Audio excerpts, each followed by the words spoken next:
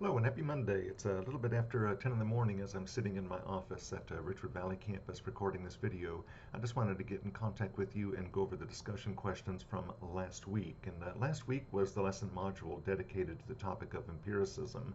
And we analyzed a total of 4 different philosophers in that unit, but there was just 2 discussion questions, and I already have those discussion questions opened up in their own tabs. So we're going to work our way through them really quickly.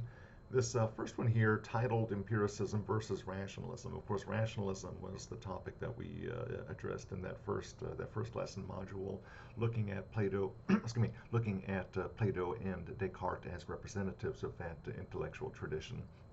And in this discussion question here, and I gave you a little warning here about the length of the setup. I basically just gave you an imaginary dialogue between 2 people, one person representing the rationalist perspective and the other person adopting the empiricist perspective. And then I ask you at this point of your philosophical development, which position do you find yourself more sympathetic to? Do you find yourself more sympathetic to the rationalist position, or do you find yourself more sympathetic to the empiricist position? And of course, it doesn't matter to me as to how you find yourself leaning, as I indicated in the setup of the question. I'm just looking for an explanation of why you find one position more convincing than another. The basis of the grade here is not the position; it's the content, right? It's you're just making sure that you're capable of discussing these ideas and issues in an intelligent manner. So as long as you did that, then you receive full credit for that discussion post. The other discussion post was more substantive in that it's asking sort of something very specific. And as I'm fond of saying, like the more broad the question, the more broad your response can be. The more narrow the question, the more narrow your response needs to be. And notice that the previous discussion question was quite broad, simply asking for your opinion and to defend the opinion.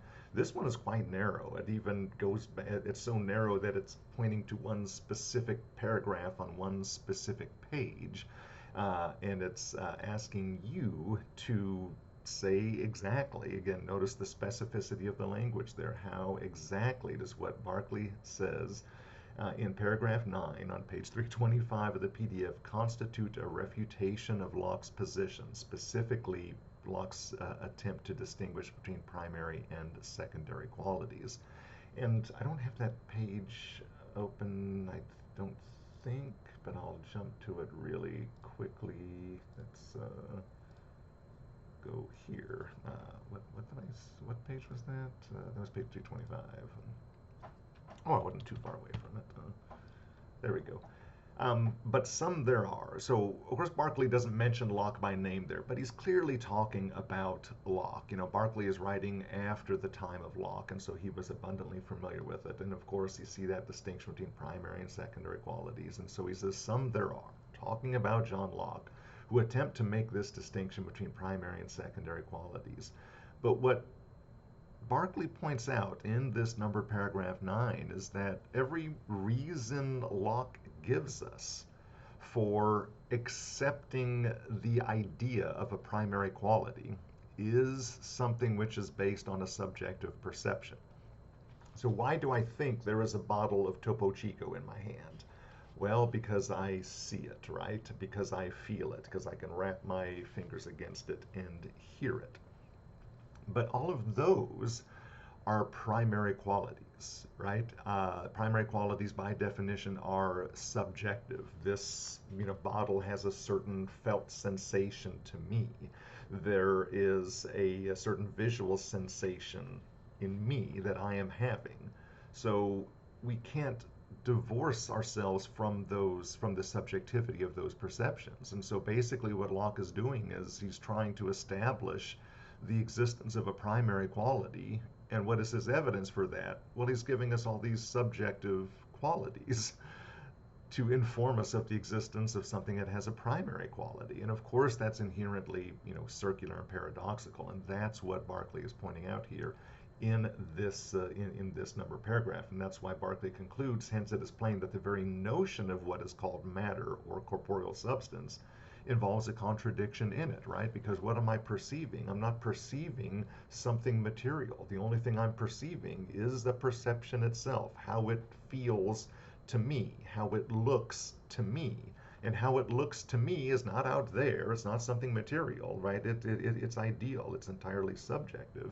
So that's what Berkeley is pointing out there, and that's how the material in paragraph 9 can be seen as a refutation of what Locke was attempting to do in making that distinction between primary and secondary qualities. So now let me go back to the main modules page and talk about what we're doing in the present week, because it's a big week. It's a big week not only because we have our first examination, but because we are talking about Immanuel Kant.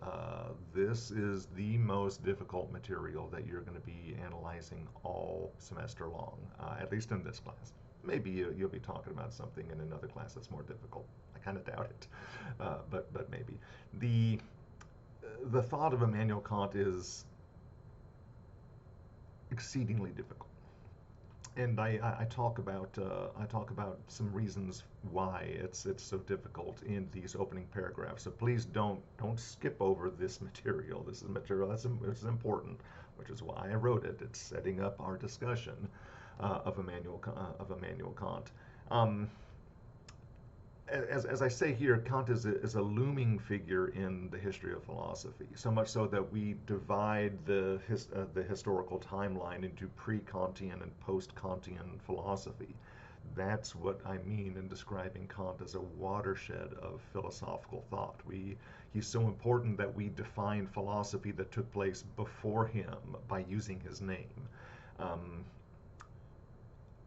And as I also point out here, the readings in this unit are very challenging. I'm not trying to scare anybody with it. I just want you to be prepared. Students find Kant bewildering. And adding to the difficulty of having an understanding of Kant is that it presupposes knowledge of everyone else that we've been talking about up to this point, right? You can't understand Kant without Berkeley. You can't understand Berkeley without Locke. You can't understand Locke without Aristotle. You can't understand any of those figures without an understanding of Descartes and Plato. So all of this material, not only is it building on itself, it's getting more difficult as it builds. And that reaches its culmination in the thought of Immanuel Kant. So do not take these reading assignments lightly. They are difficult, they are challenging. And in addition to the lecture videos that I made for it, I gave you an abundance of required resources. Some of them are required, some of them are additional, and as I say here, very helpful, not required, which is to say, if by the time you do the reading assignment, watch all of these lecture videos, watch all of the required resources, or in some cases, listen to the required resources. If you're still confused or want additional information, there is additional information embedded here in the lesson. If you read the assignment and look at my lecture videos and these are required resources, and if you think it's good enough, if you have a good enough understanding of it, then you don't need to view these additional resources. But again, they are helpful. So that's what we're doing in the first part of the week. The second part of the week, we're talking about feminist critiques, and of course we're just looking at one representative of a feminist critique of epistemology, which is the topic that we're in. So notice that in the tab on empiricism, we talked about a total of 4 different philosophers last week. This week, we're only talking about 2 different philosophers, but because one of them is so exceedingly difficult, that's the reason why the difference there between 4 philosophers last week and only 2 philosophers this week. Kant is the most difficult one. And then we have, we're rounding out this unit on epistemology by looking at feminist critiques of epistemology. And as I already mentioned, we have our first examination at the end of this unit. So make sure, as you're plotting out your calendar for the week, make sure that you not only give yourself an abundance of time to make your way through the lesson module on Kant. Again, that is difficult. very difficult, the most difficult stuff we're going to be talking about. Now, on the plus side, we're not going to be getting into anything more difficult than Immanuel Kant. So if you can make it through this week, the material does not get any more difficult than this. So if you can make it through this week, you're going to be fine. Now, of course, it doesn't necessarily get a whole lot easier after this week, but I can assure you it does not get any more difficult than the material we're talking about in this present lesson. This course is very front loaded with all of the most difficult stuff at the very beginning of it. So again, not trying to scare anybody, I just want you to be aware of that so you can plan accordingly. Do not take the reading assignments lightly. Do not take the material itself lightly. Please do pay attention to all of the learning resources, both the ones I produced and the ones that I made available to you.